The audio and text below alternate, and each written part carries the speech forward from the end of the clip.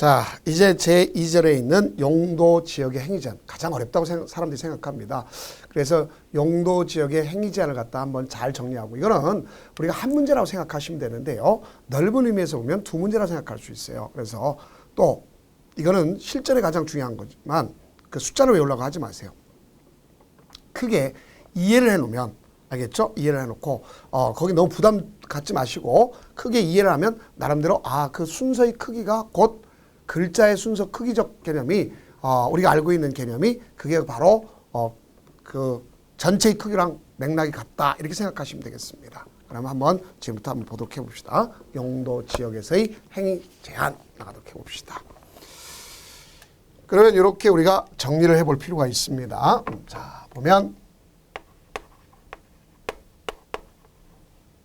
용도 지역이 지정되면요, 부수적으로, 직접 목적이 아니라 부수적으로 뭘 가져오면 행위 제한을 가져옵니다. 그러니까 이 행위 제한은 부수적이라는 말을 쓰게 된 건 이건 이 문제가 생기지 않는다는 얘기입니다.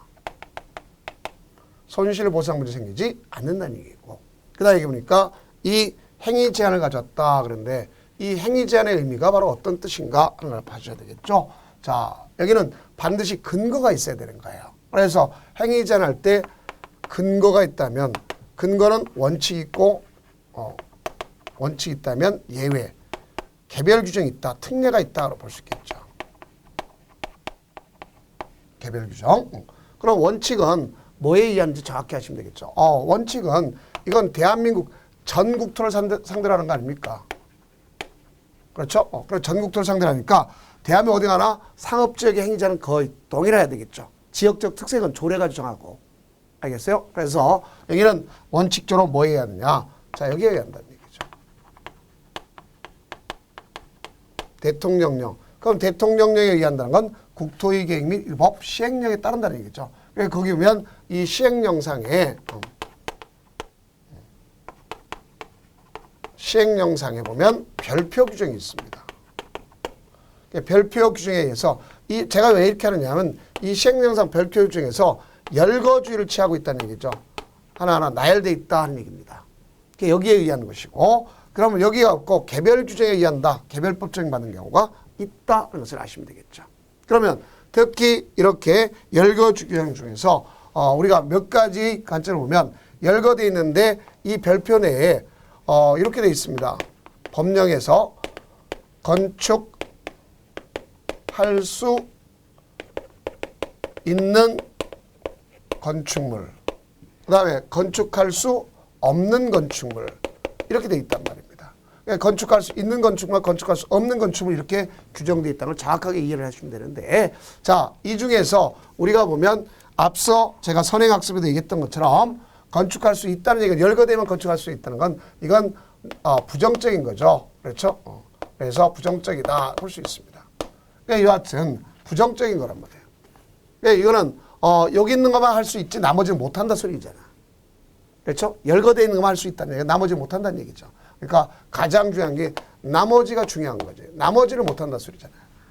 근데 여기 보면 건축할 수 없는, 열거되면 건축할 수 없다는 건 나머지는 가능하다는 거 아닙니까? 그러니까 허용하는 거단 말이에요. 이런 시스템이 바뀌었다.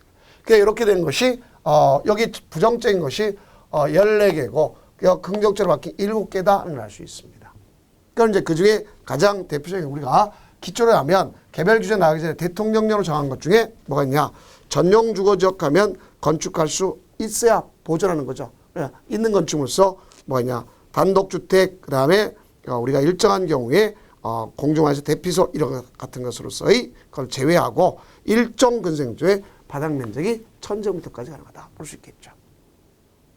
그래서 전량 보호를 했지 않습니까? 그걸 머릿속에 인식하면 되겠습니다. 그 다음에 전용 주거적 2종이다. 그럼 2종은 단독도 있고 공동도 있다. 공동주택 중심에 있잖아요. 그럼 일종 근생 당연히 있어야 되겠죠. 제가 그랬으면서 뒤에 조례가 허용하는 건 따로 정한다 이런 말 썼지 않습니까?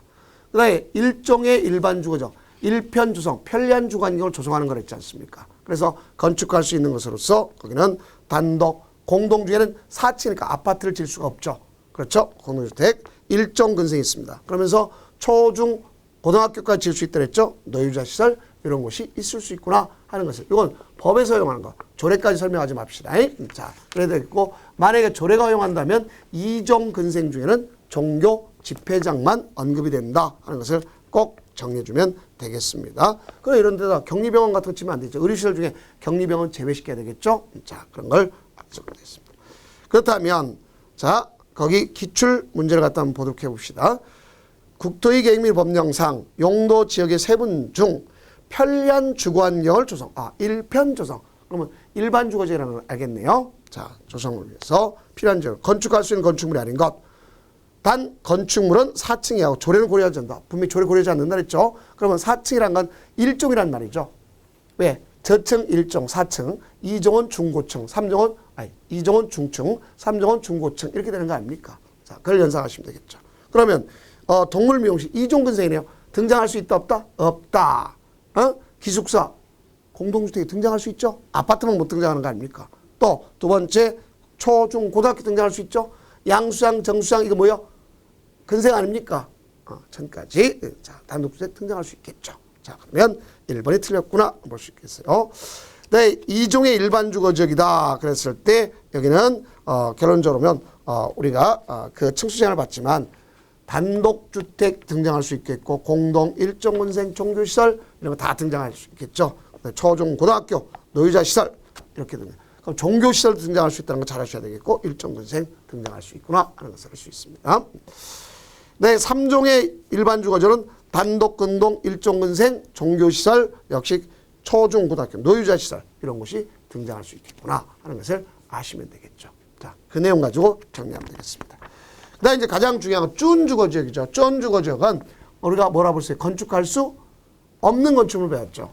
그래서 여기는 단란주점 같은 거 등장시키면 안 되겠고 또 격리병원 같은 거 등장시키면 안 되겠죠. 자, 그다음 숙박, 위락, 공장, 그다음에 뭐가 있을 수 있어요? 소위 충전소 같은 가스 충전, 버스 터미널 같은 거, 버스에 가스 충전소 같은 거 등장하면 안 되겠죠. 또 폐차장, 또 축사, 도축장 이런 거 등장하면 안 되겠고요. 자원순환 관련 시설, 묘지கள். 묘지는 주거적, 상업적, 공업적엔 등장하지 못한다는 게 가장 기본적 틀이다 하는 것을 정확하게 이해하시면 되겠습니다. 자, 그렇다면 이제 뭐라고 볼 수 있냐? 과거의 기출문제를 보면 국토의 계획 및 인허법령상 준주거지역 안에서 건축할 수 있는 건축물은 그렇습니다. 건축할 수 없는 것이 있고 건축할 수 있다고 하지 않습니까? 그러면 고물상 얘는 어디죠? 자원순환이죠. 등장할 수 없다고 되어 있잖아요. 격리병원 등장시킬 수 없죠. 일반 숙박시설 등장시킬 수 없는 원칙이죠. 그 다음 체육관에서 관람석이 바닥 면적이 1,000제곱미터 미만. 그러면 1,000제곱미터 미만이다. 그러면 이거는 2종 근생입니다. 가능할 수가 있어요. 그 다음 단란주점은 등장시킬 수 없다고 분명히 했죠. 그래서 정답은 4번이구나 볼 수 있어요. 그 다음 이제 준공업지역도 역시 마찬가지죠. 준공업지역은 가장 많이 뭐 할 수 있다. 창업할 수 있는 데 있죠. 원래 준공업지역은 뭐야? 경공업에다가 주거도 하고 상업도 하고 업무도 하는 거 아닙니까?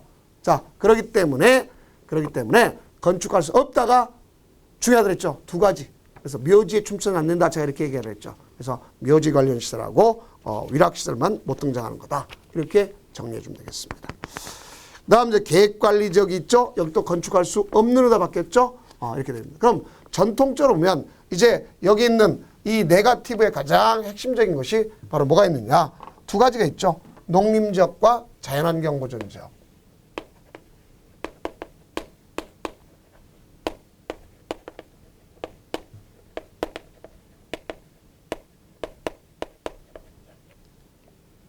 이거죠.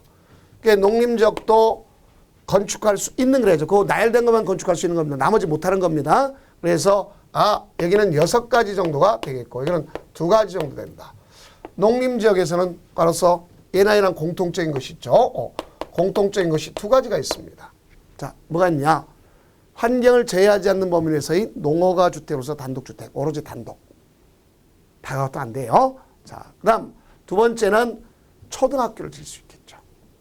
이게 되는 겁니다. 그럼 결국 여기는 농가주택으로서의 관점에서 농가주택과 단독주택과 그 다음 초등학교를 지을 수 있는 거죠. 그 여기는 더 나갈 수 있는 게 있죠. 더 나가는 것은 뭐가 있느냐? 우리가 봤을 때 가장 기본적인 틀을 머릿속에 정리를 해볼 필요가 있겠죠. 그러면 여기는 일종 근생 중에서 예를 들어서 그 농업 생산과 관련되어 있는 부분에 대한 것만 할 수 있겠죠. 그래서 그러한 종류만 할 수 있겠고, 그 다음에 교육시설 중에 초등학교 등장하지만 자 농사짓기 때문에 농업용 수산용 창고가 등장할 수 있어야 되겠죠. 그래서 창고, 또 나가서면 동식물 관련 시설 중에서 일정한 뭐 축사 이런 거 등장시켜야지 생산할 거 아닙니까? 네, 발전시설 이게 등장할 수 있다 이렇게 보시면 되겠죠. 그러면 자연환경 보장 오로지 두 가지죠. 농가주택과 초등학교만 등장하는 거다 이렇게 되겠죠. 그걸 이쯤 하면 역시 기출 핵심을 보면 되겠죠. 자, 국토위계획 법령상 자연환경 보전지역 안에서 건축할 수 있는 건축물은 단 조례는 제외되어 있어요. 그럼 조례 제외했으면 딱 두 가지 농가주택과 무슨 학교? 초등학교 이렇게 되는 거 아닙니까? 자, 이걸 정리하면 될 거 아닙니까? 그러면 정확히 알 수 있네요. 그러니까 교육시설 중에 초등학교가 등장한다 이렇게 볼 수 있겠죠. 그럼 주요 그 정리 건축 가능한데, 자 주택을 못 짓는 데 있어요. 주택 유죄는 집을 못 짓어요. 그중에 단독주택은 바로 유통상업지역과 전용공업지역 등장시킬 수 없다 이렇게 볼 수 있겠고, 농림과 자연 농화주택으로서 단독주택 등장할 수 있는 걸 알 수 있겠죠. 그다음에 일종 근생은요 대부분 지역에 다 등장할 수 있어요. 규모에 대한 차이만 있을 뿐이다 하는 걸 볼 수 있겠고, 일정한 특재적인 것에서만 못 등장하지 거의 다 등장할 수 있다 하는 걸 볼 수 있어요. 이종 근생은요 모든 지역에 가능한 게 종교 집회장을 볼 수 있어요. 500제곱미터 이내 것 이렇게 보시면 되겠습니다. 그다음 묘지 관련은 어디서 못 등장한다 그랬죠? 주거지역, 상업지역, 공업지역 못 등장한다 그랬죠? 거꾸로 생각하면 되겠습니다. 자, 그럼 이쯤 하면 우리가 기출 체크를 보면 국토위 계획 및 이런 법령상 도시군 계획 조례에 의하여도 음식점, 일반 음식점, 즉 건축법상 용도 구분에 따라서 건축을 허용할 수 없는 지역 그랬습니다. 자 여기 뭐 일반 음식점이란 건 2종 근생입니다. 2종 근생. 그럼 2종 근생이면 어디는 주택가에서는 등장시킨 뭐 있다 그랬어요? 종교시설만 있다 그랬죠. 그러니까 분명히 조심해 줄 것이, 여기 보면 전용주거지역 같은 데는 1종이든 2종이든 등장시키지 말아라 이거 아닙니까? 일반 주거지역은 등장할 수 있죠. 조례까지만 하더라도 등장할 수 있단 말이에요. 그러니까 틀린 것은 1번이구나 알 수 있습니다. 그 다음 저기 보세요. 이렇게 대통령이 열거한 거 외에는 개별 규정을 적용받는다 그랬지 않습니까? 무슨 규정? 개별 규정을 적용받구나 알 수 있습니다. 그러니까 이 개별 규정을 적용하는데 앞서 얘기했던 것처럼 산업단지 중에서 농공단지, 얘는 농어민의 소득 증대를 위해서 만들어졌죠. 근데 만약에 우리가 농림지역에서 산다면 질 수가 없잖아요. 그렇죠? 그래서 모법인 얘는 산업입지법 그냥 줄여 씁시다.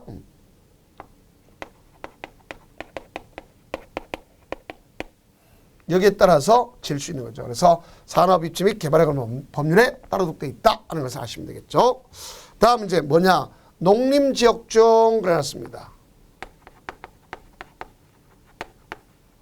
꼭 농림지역 중이란 말이 있어야 돼요. 그럼 농림지역 중이란 말은 결론적으로 보면 이와 같은 농림지역이 있어요. 그럼 농림지역은 대통령령을 적용받으면 6가지 가능하다 그랬지 않습니까? 그럼 이게 문제가 있을 수 있겠죠. 왜? 그럼 가능한데 왜냐? 여 안에 여기 있단 말이에요. 예를 들어서 초지가 있단 말이에요. 풀초자. 초지 생산. 또 여기에 뭐가 되면 농림지역. 그 다음에 여기 보전 산지 이런 게 있단 말이에요. 그 얘네들 있으면 얘네들은 그대로 개발하다면 행위를 갖다 이렇게 여기 보면 요거 얘는 가능하다면 얘는 없어질 수가 있잖아요. 그러니까 없어지지 못하도록 개별법을 적용받아야겠구나 하는 얘기죠.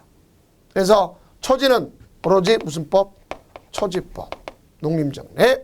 그럼 농업지인적은 농지법 적용받다.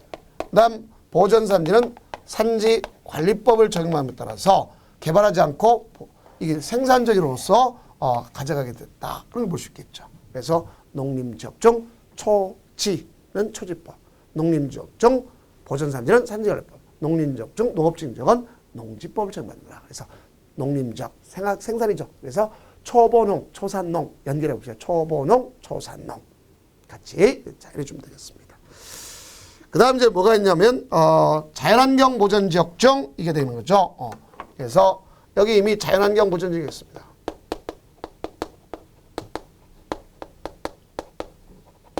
그럼 여하튼 자연환경 보전 지역 중 여기는 말 그대로 보전이 목적이지 않습니까? 근데 이 보전보다도 더 특별법이 있다는 거예요. 더 특별한 규정이 있다는 거죠. 그러니까 특별 규정이 있다는 그 특별 규정에 따르겠다 하는 얘기입니다. 그러면 자연환경 보전 지역이 있다. 자, 만약에 예를 들어서 이런 걸 생각해 봅시다.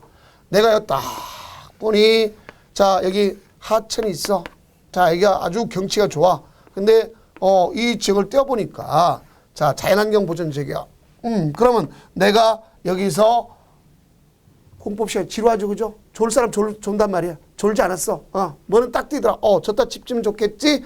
나 여기다가 농가주택 질련다. 왜? 가능하니까.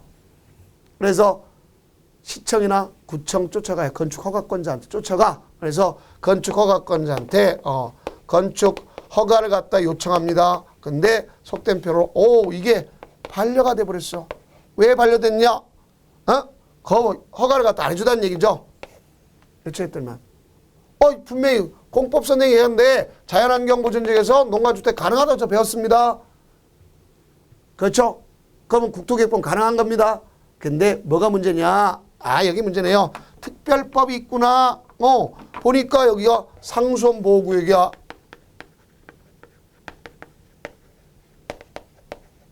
그러면 이 상수원보호구역이면 뭐가 더 우선하냐? 국토계획법보다 수도법이 더 우선하는 겁니다. 수도법이. 자, 여기서 얼마 보니까 요 근처에 멋있어. 문화재가 있어. 그러면 문화재 보호법상에서 얼마 거리는 못 짓도록 되어 있습니다. 자, 여기가 보니까 자연공원 구역이야. 그러면 걔가 더 대빵이란 말이야. 국립공원 같은 안에다 집 짓겠다. 그러면 걔가 대빵이란 말이야.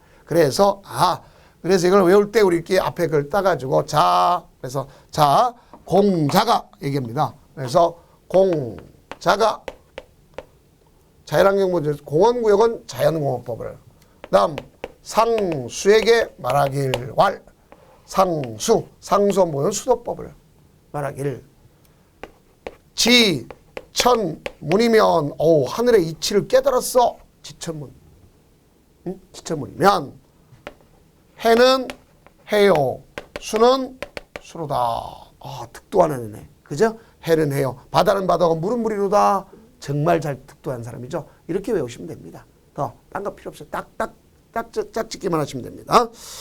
자, 그래서 이런 형태가 된다는 걸 이해하시면 되겠고, 다만 보전관리지역이라든가 생산관리지역은 모두가 규정하면 안 되겠죠. 그래서 거기는 주무장관이 요구하면 그때 가서 할 수 있구나 이런 걸 알 수 있습니다. 개별 규정. 자, 그럼 이쯤 하면 기출 핵심을 보면 되겠죠. 자, 뭐라고 되어 있느냐?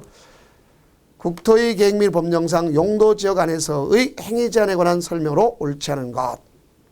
그러면 1번 보니까 용도 지역에서의 건축물이나 그 밖의 시설, 용도, 종료 및 규모 등의 제한에 관한 사항은 대통령령으로 정한다. 원칙적 대통령령 맞습니다. 맞는 얘기죠.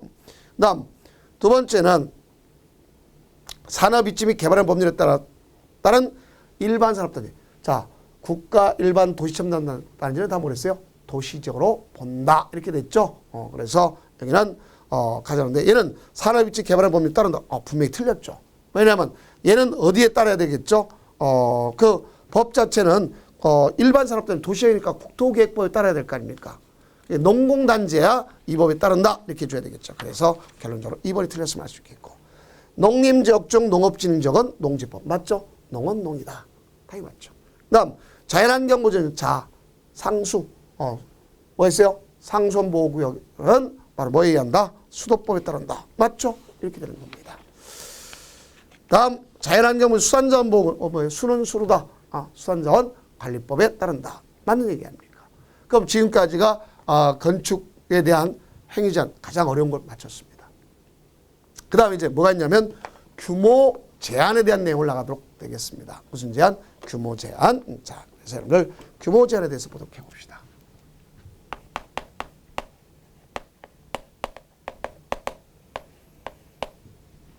국토계획법에서 규모 제한이라고 하는 관점을 본다면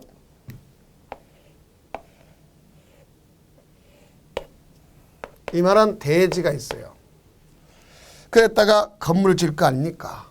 그렇죠? 우리가 건물을 갖다 짓는단 말이야. 그럼 이 건물 지면 이 건물에 외벽이 있을 거 아닙니까? 그죠? 자, 외벽이 있단 말이야. 그럼 이 외벽의 중심선의 수평 투영 면적인 자, 요것을 무슨 면적이라면 이걸 건축 면적이라고 해요. 외벽의 중심선 수평 투영 면적. 그러니까 여기는 뒤에 걸 보면 대지의 대지 면적이 있을 거 아닙니까? 그럼 결국 이 대지라고 하는 것에 요 수평 투영 면적인 결론적으로 본다면 이걸 다시 옆으로 다 가져간다면 이런 얘기가 되겠죠. 자, 이만한 거에 자, 여기 보면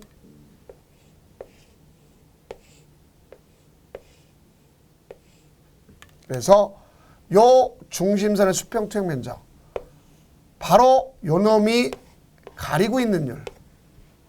이걸 바로 뭐냐면 건폐율이라는 거예요. 대지 면적의 건축물이 가리고 있는 율. 그러면 뭘 한다? 건폐율 그러는 거죠. 그래서 이건 건폐율이라 합니다. 이 패자가 가리다 이런 얘기, 가리다, 가리우다, 가리우다 그런 얘기죠. 그래서 음패, 엄패. 제가 한자를 잘 못 그려도 좀 이해를 해주세요. 자, 패, 음패, 엄패. 패란 말, 패. 가리우다. 대지 면적 건물 가리는 율.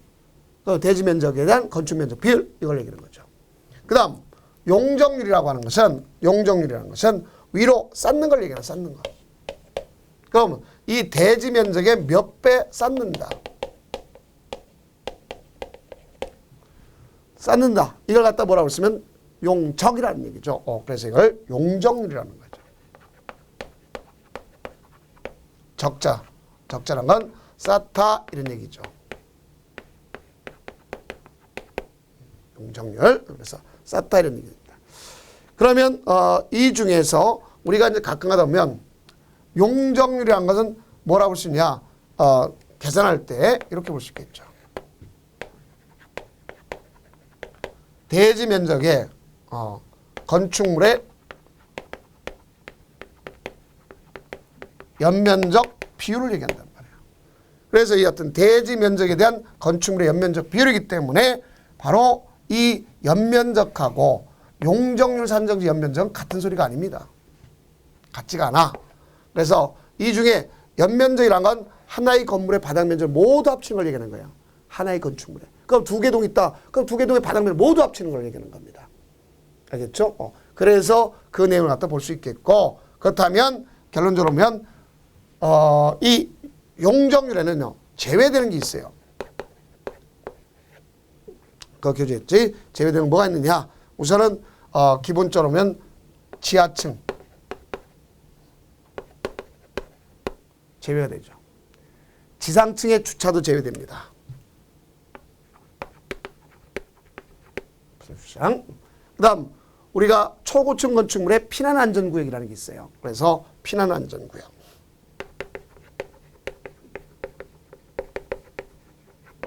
그 다음 우리가 11층 이상의 바닥 면적 합계가 1만 제곱미터 이상이면 옥상에 헬리포트를 등록되어 있어요. 헬기 정치장. 근데 그걸 갖다가 경사가 됐다면 거기는 헬리포트를 할 수가 있어요? 없어요? 없죠. 없기 때문에 그것도 뭘 해야 될 거냐? 바로 밑에다 대피 공간을 줍니다.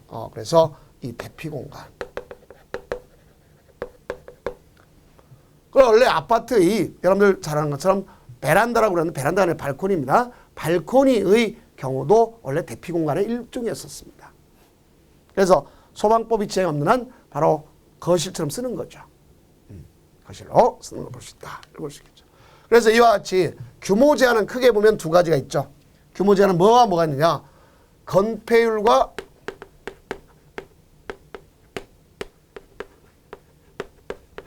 용적률이 있는 거예요.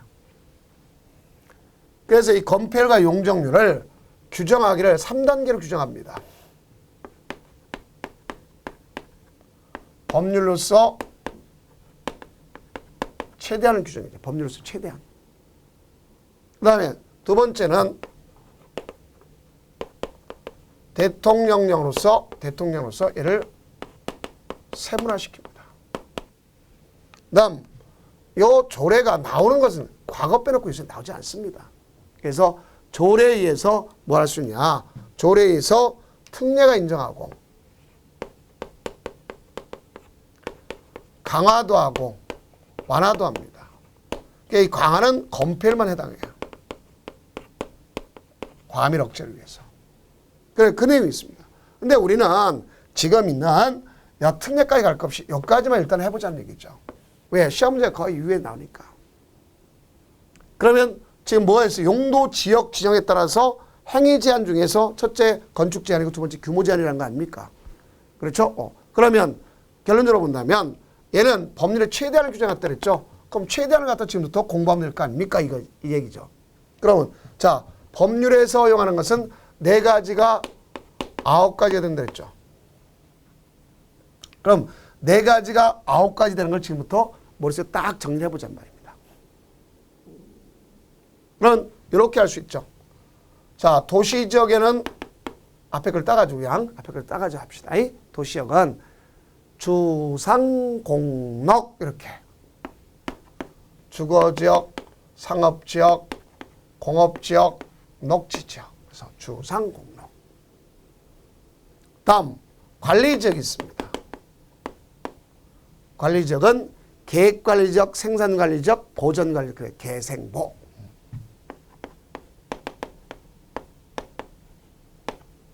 그 다음 농림지역이 있겠고 그 다음에 자연환경 보전지역이 있습니다. 그래서 우리끼리 이걸 공부할 때 앞에 글자 따잔 말이에요. 그래서까지 크게 잡자고요. 그래서 주상공록, 계생보, 농자. 몇 가지? 9가지. 그럼 여기 앞에 걸 따보니까 도관, 농자 몇 가지? 4가지. 이거죠. 그래서 4가지가 9가지 되는 게 법률에서 허용하는 거다. 를 알 수 있습니다.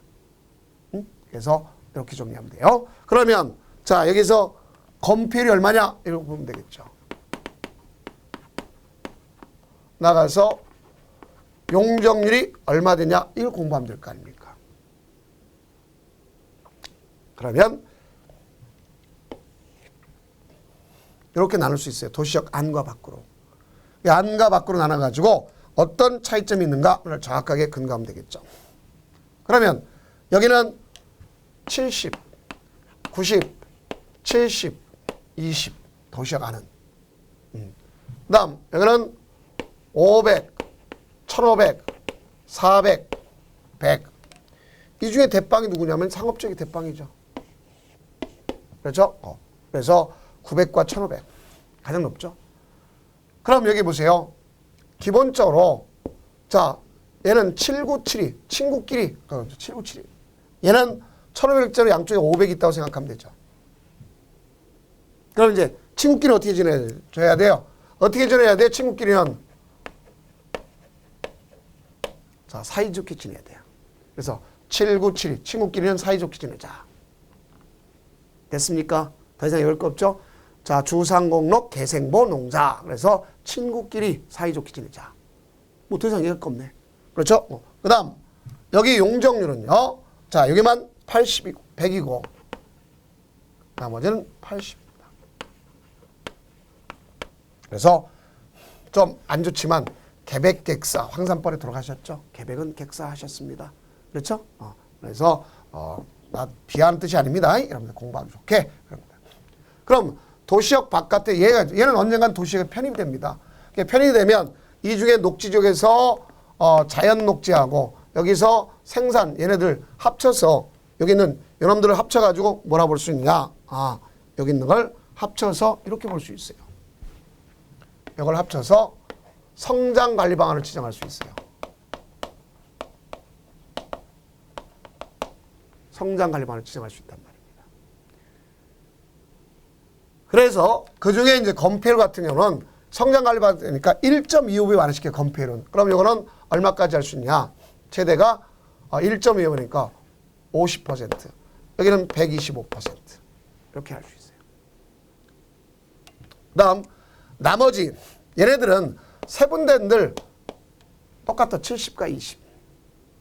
그럼 여기는 용적률은 공업지역은 마이너스 50씩 차감하면 돼. 전일준이잖아요. 준이 400이고 일반이 350, 전용이 300 이렇게 되면 되겠죠. 다음 요것만 유일하게 80짜리가 있습니다. 보전 녹지만 80입니다. 보전 녹지. 그러면 앞으로 공부할 때 중요한 건 이거죠. 여기 있는 주거지역과 상업지역 요걸 갖다가 뭐 하면 되겠다? 하나의 정리하면 될 거 아닙니까?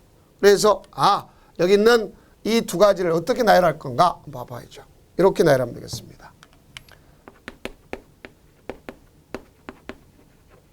상업지역이 있어요. 그럼 이 상업지역은 몇 가지가 있는가 하는 걸 잘 정리하면 바로 중1, 유군이 있다 그랬죠.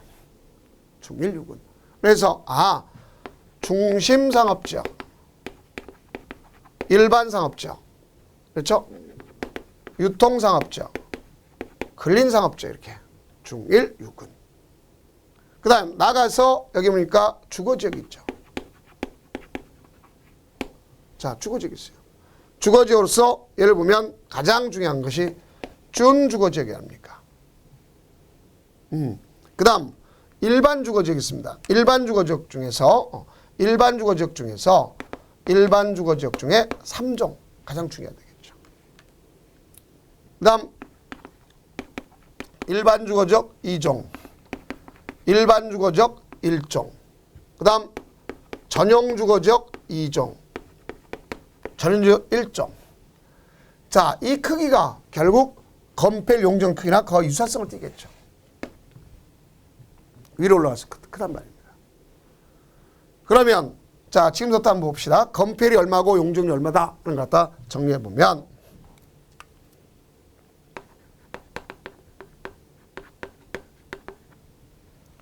건폐율을 정리해 보면 자, 얘는 최대 봐봐요. 앞에서 최대 90과 1500이겠죠. 그렇죠? 그러면 얘는 90. 그 다음 건폐율 말고 용적률 1500이었잖아요. 그 다음 준주거지역은 여기 있네. 주거지역 가장 큰 것은 얘가 얼마냐? 얘가 얼마야? 바로 70이요. 그 다음 여러분 500이구나 볼 수 있겠죠. 500. 그럼 앞으로 여기서부터 리듬을 차면 됩니다. 90 다음에 얘가 대빵을 똘마리 양쪽에 사이드 두고 있어야 되겠죠. 그죠? 88 뛰는 애들 두고 해야 되겠죠. 88 뛰는 애들. 그 중에 77 맞은 애가 있어요. 88 뛰는 애들과 그 옆에 77 맞은 애가 있다. 이렇게 정리하면 돼요. 다음 여기는 용적률은요. 얘는 마이너스 200씩 차감하면 돼. 200씩. 그 200씩 차감하면 얘가 얼마냐? 그러면 1300, 1100, 그 다음에 900 이렇게 되죠. 이렇게 되는 거예요. 다음 이제 주거지역으로 가봅시다. 이건 쉽잖아요. 그죠?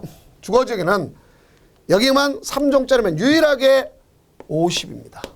이거 조심해야 돼. 50.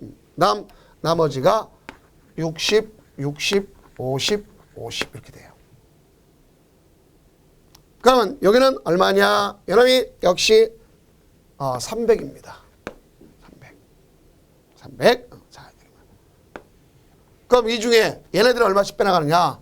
50씩 차감하면 돼. 50씩. 앞에는 200씩 차감했잖아요. 그렇죠? 50 차감해요. 그럼 50 차감하면 여기는 얼마냐? 250, 200, 150, 100. 그렇죠? 이렇게 되죠. 이거만 알면 되는 거예요. 앞으로도 이와 관련된 문제는 많이 나올 거란 말이에요. 그래서 이런 걸 중심으로 여러분들이 공부하면 되는 것이다 하는 것이지 그걸 하나 다 외우라 쓰는 저는 죽어도 안 합니다. 자, 그래서 그와 같은 것이고 세부는 여기 범위 내에서 조례로 정하는 것이다 알 수 있습니다. 그렇다면 이제 여러분들 기출 체크를 한번 하겠습니다. 자, 국토의 계획 및 인허법령상 도시 지역 중 건폐율의 최대한도가 낮은 지역부터 높은 지역 순으로 옳게 나열하는 것. 전용 공업지역, 공업지역은 다 70이죠. 네, 중심상업지역 90이죠. 네, 전용 주거지역 1종은 전용 50이죠. 그게 잘못됐지 않습니까? 그 다음 보전 녹진, 녹진 모든 나눌 것 없이 다 녹진 다 얼마다? 20이다는 정확히 알면 되겠죠. 그 다음 유통상업지역. 자, 중심이 90이고 유통은 얼마라고 볼 수 있어요? 건폐율이니까. 자, 건폐율이가 뭐라고 볼 수 있다? 정확하게 이해하시면 되겠죠. 자, 거기는 80이 아닙니까? 다음 준공업종, 공업종 세분해봤자 다 70인 거 아닙니까? 그러니까 역시 잘못됐구나 알 수 있겠죠. 그 다음 자연녹지 20이죠. 일반상업 80이죠. 준주거 70이죠. 잘못됐죠. 그 다음 일반상업지역 얼마입니까? 80. 준공업 70. 제2종의 일반적 60. 이건 위에서 나라로 차례도 됐네요. 그죠? 차례로 돼 있죠. 그 다음 생산 녹지지역, 녹지는 무조건 20 아닙니까? 그죠? 20. 근린상업지역 얼마? 근린 70. 그 다음 유통상업지역 80. 요거네요. 그래서 이거다 알 수 있습니다. 자, 다음은 이제 특례 규정이 있어요. 특례 규정인데 취락지 규정에 이제 자연 취락 있고 집단 취락이 있어요. 집단 취락은 2배를 했죠. 40인데 왜 안 써놨냐? 그러지 말고 여기는 시험 문제 범위가 아니다. 개떡 같은 법이란 말이에요.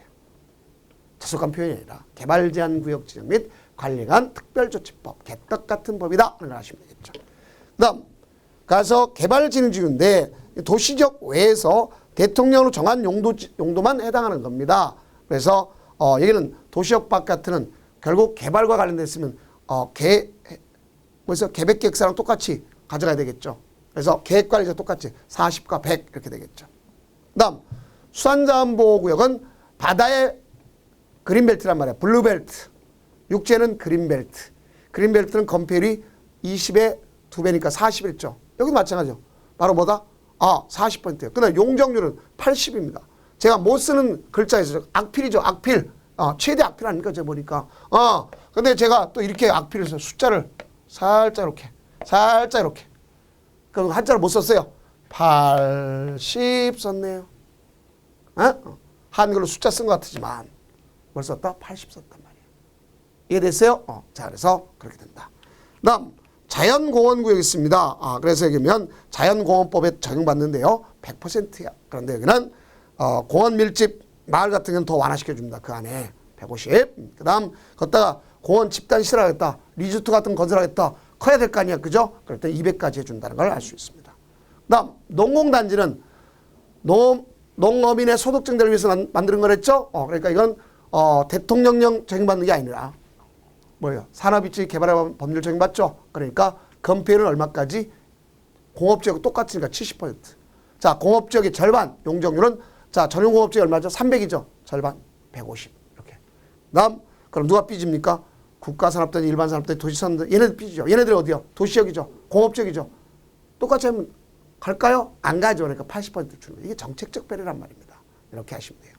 다음 강화는 도시역에서 과밀화를 억제하기 위해서 40% 범위 내에서 도시의 조례로서 지방도시의 심의를 거쳐서 가져간다. 그 다음 150%짜리가 있습니다. 여러분들 뭐가 있냐? 도시공객 조례 정하는데 녹지지역, 관리지역, 농림지 자연 여기다 재정함대 20에다 재정함 대책하라. 그러면 정말 발 뻗고 잘 땅 없어요. 그렇죠? 그러니까 가서 150% 완화시킨다. 그럼 뭐 해봤자 30%더 더하겠습니까? 그죠? 자 이렇게 가져가면 되겠습니다. 그 다음 일반상업지역, 근린상업지역, 준주거지역의 방화지구예요. 방화지구라는 건 되는 게 방화지구 내화고 불에 견디는 구조로 돼 있어요. 그럼 커도 옆집에 불 붙는다 안 붙는다? 꼿꼿이 타다가 나만 가는 겁니다. 알겠죠? 그러니까 그건 필요 없어요. 그래서 80에서 90까지. 그 다음 보전관리지역, 생산관리, 농림지역, 자연 여기는 생산적 목적이죠. 걷다가 농가주택을 짓겠다. 이 사람 투기 아니잖아요. 그죠? 그러면 이럴 때는 60% 원래 20인데 60%까지 하게끔 한다는 얘기죠. 그 다음 자연 녹지는 원래 20인데 걷다가 기존에 공장에 있다 40%까지. 그 다음 30%짜리 있어요. 녹지, 보전관리, 생산관리, 농림지역, 자연환경 보전지역 안에 자 조례로 정하는데 어떤 경우냐? 전통사찰 4다음에 3입니다. 그 다음에 지정문화재, 등록문화재 역시 있고 자 한옥 30%까지 할 수 있다 하는 것을 아시면 되겠어요. 또 자연녹지 안에 학교가 있다. 그러면 30% 왜? 부지 일부를 증축한다. 그럼 30%까지 갈 수 있다. 이렇게 볼 수 있어요. 그 다음 도시군 계획 시설을 완화시켜줍니다. 어디서? 특히 자연녹지. 자연녹지 20이죠. 20인데 공원 두 글자죠. 20% 범위. 유원지 세 글자죠. 30% 범위 내에서 완화시켜줍니다. 이렇게 볼 수 있습니다. 그 다음 용적률은 강화가 없고 완화만 있습니다. 그럼 그 완화를 갖다 보면 120짜리가 있어요. 자 공지에 접했다. 대로에 접했다. 그럼 설령했더라도 자 뭐가 될 수 있냐면 그 그림자가 뭐가 됐으면 돌에 접하고 말죠. 하천에 접하고 말죠. 그러면 1.2배. 또 방제지구에서 전용주거지에서 준공업지까지는 1.2배. 100분의 120 해준단 말이죠. 그 다음 사회복지를 했다. 2배 정도 된다. 볼 수 있습니다. 자, 그렇다면 이제 마지막으로 용도 지역을 지정했죠. 지금까지. 지정했으면 행위제한 났죠. 건축 제한과 규모 제한 배웠잖아요. 근데 대한민국 땅 또는 해변은 내 땅이야. 왜 지정이 안 됐어? 그럼 나는 건축할 수 있을까 없을까? 다들 없어요. 그럽니다. 없기는 왜 없어요? 할 수 있어요. 자, 뭐로 한다? 뭐로 한다? 거기는 자연환경 보존지로 봅니다. 농가주택 질 수 있죠. 초등학교 질 수 있죠. 근데 내가 할 일이 없죠. 그죠? 그러면 건폐율 20, 용적률 80인데 내가 그렇게 땅이 돈 많은 사람 아니잖아요. 그러니까 지정할 때까지 기다릴 거 아니에요. 내가 한다면 그것뿐이 못 하잖아요. 다음 도시역이 됐어. 근데 세 번 안 됐어. 기분 안 좋아요. 왜? 보존 녹지역을 따라갑니다. 관리지역이 됐어. 근데 미지정 됐어. 기분 나빠요. 왜 나빠? 그러지 말고 자 보존 관리지역을 따라가니까 나쁘다는 얘기다 하는 걸 볼 수 있습니다. 그래서 그쯤 하면 이제 거기 마지막 기출하고 마치도록 하겠습니다. 법령상 용도지역에 관한 설명 틀린 것, 도시역 축소에 따른 용도지역 변경은 자 다 생략할 수 있습니다. 오케이 맞고, 택지개발 촉진부 택지개발지구로 지정됐다가 택지개발 사업이 완료됐어요. 그러면 완료됐으면 그건 종래 용도로 하는 될까 안 될까? 안 되죠. 이미 도시역 됐잖아요. 그죠? 그러니까 이게 틀렸네요. 관리지역에서 농지법에 농업지역이 되면 농림지역 맞고, 용도지역이 다시 세분 용도지역으로 나눠서 지정하면 자 뭐라죠? 도시관리 결정하는 게 원칙이죠. 그 다음 도시의 세분 용도지역으로 지정되지 않았다. 그러면 어디 걸 따라간다 그랬죠? 보전, 녹지지역계, 건폐율, 용적률, 건축 제한을 따라간다 하는 걸 아시면 되겠습니다. 그럼 이제 다음 강좌는 용도 지구에 대해서 나가도록 하겠습니다.